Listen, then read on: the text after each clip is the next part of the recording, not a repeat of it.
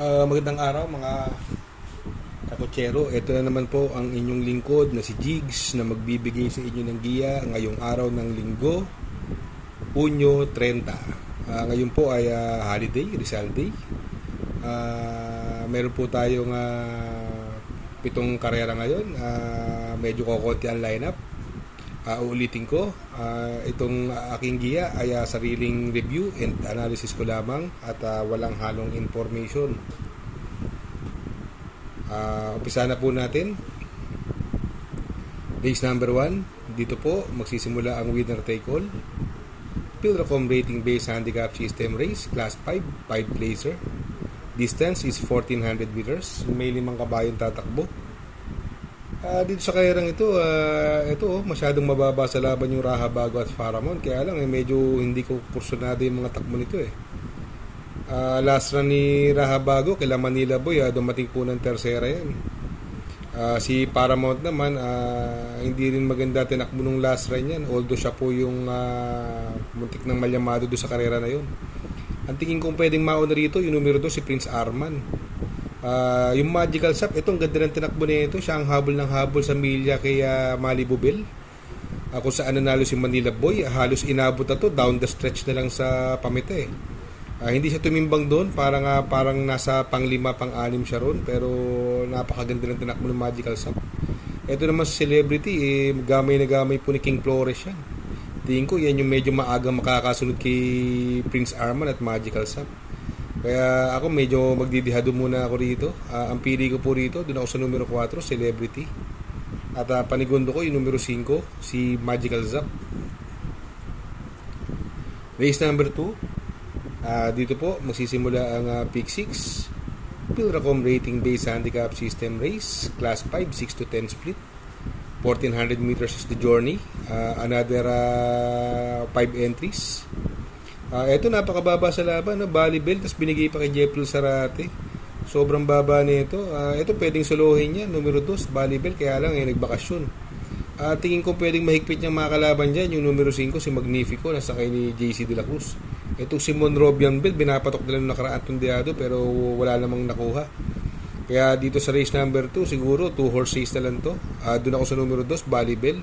At panigundo ko yung numero 5, si Magnifico. Race number 3, dito po magsisimula ang pick 5. Pilracom rating based handicap system race, class 5, 5 non-placer. Distance is 1400 meters. May 5 kabayong tatakbo. Ito yung unot 2, pares na pupunto to. Pares galing sa panalo yan, si Abalicious at Princess Serena. Ito si Be Thoughtful naman, ito nasilip to dati. Nasilip ito pero to no avail. Sa tingin ko itong race number 3, 2 horse race lang po ito. Napakagaang pa ng timbang ng numero 2, Princess Serena, na sakay ni nung apprentice na si GL Ciego.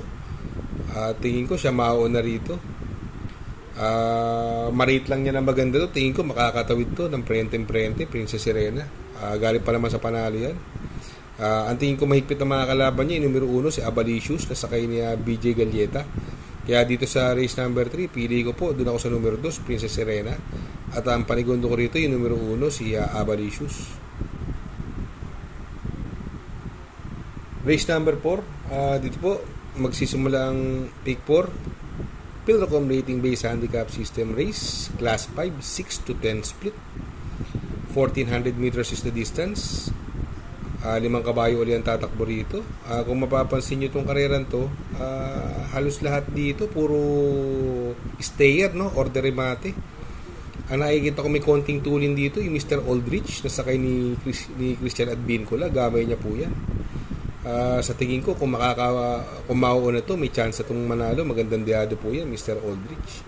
Itong si Magnum Force naman, gamay po ni JB Bakaykayan. Si Magnum Force, yan po naipanalo nung nakaraan ni Mr. Elos, pero itong National Treasure naman medyo mababa, kaya lang hindi masyadong nanalo siya, pero hindi masyadong impresibo yung panalo. Yung numero 1, Dolyarama, naipanalo na rin po ni MED Ocampo yan, kaya itong race number 4 anybody's race to. Pero ako mamimili, dun lang ako sa 2, numero 4, Magnum Force, at panigundo ko yung numero 3, si Mr. Aldrich. Sa race number 5, Pilracom Rating Based Handicap System Race, Class 5, 6 to 10 split. Distance is 1400 meters. Another 5 entries. Dito possible mauna rito yung Malibu Bell, no? Naipanalo ni Christian Garganta yan. Kila Beatrius, bandera na si Beatrius nun, nabalikan ni Malibu Bell. Mukhang nagamayan ni Garganta to. Yung potential ito, pwedeng bumigla nung karera to, sakay ni Toy Pitts. Ngayon, binigay na kaya Apoy Asuncion. Possible na siya ang humabol kaya Malibu Bell. May panalo din po yan. Itong Queensland, ito ang gusto kong napupusuan kong dihado dyan. Sakay ng Apprentice, medyo magaang ang timbang, 50.5 kilo. Kaya dito sa race number 5, dalawa lang po ang pipiliin ko lang dito. Doon ako sa numero 3, si Malibu Bell. At panigundo ko, yung numero 5, si Queensland. Sa race number 6, penultimate race, Pilracom Rating Based Handicap System Race, Class 5, 6 to 10 split. Distance is 1400 meters. 5 kabayo na naman ang tatakbo. Parang GBT ito, yung pag-araw ng Martes. Pero itong karerang ito, anybody's race na naman. Halos lahat may panalo. Kaya lang, kung mapapansin natin, pwedeng makasolo area numero 4, si Caraga Wonder. Gamay po ni Conrad Henson yan. Bumaba ng laban dito, yung numero 2, si Johnny Bunny. Sakay ni Isaac Aguila, gamay niya po yan. Si Misha, may panalo din po yan. Tulad na sinabi ko, anybody's race yan, kahit sino dito pwedeng manalo. Pero ako, pili ko po rito, doon ako sa numero 4, Caraga Wonder, baka makabuo na ere. Panigundo ko, yung bagong baba, numero 2, si Johnny Bunny. Sa last and final race, race number 7, Pilracom Rating Based Handicap System Race, Class 4, 16 to 21, 22 to 27 merge. 1400 meters is the journey. May 6 na kabayo yung tatakbo. Itong karerang ito, kung mapapansin natin dito, parang isa lang ang nakikita ko mabilis dito, yung numero 2, Tool of Choice. Binigay na kay Michael De Jesus. Ang ganda pa ng numero, nasa mababang numero. Pagbukas ng aparato, paglundag, ito kaagad ang mauna, Tool of Choice. Matibay pa naman mauna to. Kaya yan po ang napupusuan ko dyan. Si Stripe of Pick, meron na po ito. Galing sa segundo ito nakaraan, si Stripe of Pick, binigay na kay Jan Alvin Guse. Sa tingin ko, yan ang mahigpit na makakalaban ni Tool of Choice. Kaya dito sa last and final race, sa race number 7, dalawa lang po ang pipiliin ko rito.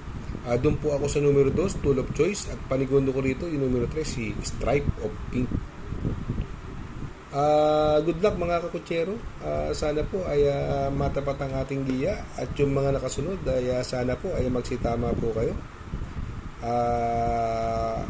Mga kakutsero, baka madaan kayo dyan sa may SM San Lazaro, sa may Herrera Street, corner Oroqueta.